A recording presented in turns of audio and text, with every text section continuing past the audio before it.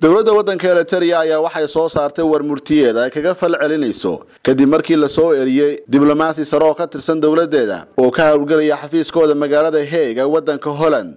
usbuucii la soo dhaafay ayaa wasaaradda amuuraha dibadda waddanka Holland waxay soo caydhisay sarkaal sare oo dawladda Elatariya u qaabilsanaa waddankaasi oo lagu magacaabo takhaste Gabramerin. wasaaradda amuuraha dibadda waddanka Holland ayaa waxay ku andacoonaysaa in sababta loo eriyay diblomaasigaasi ay ahayd kadib markii dawladda Holland ay ogaatay in dawladda Elatariya ay cashuur khasaba ka qaado qurba joogta u dhashay waddanka Elatariya ee hadda ku nool waddanka Holland.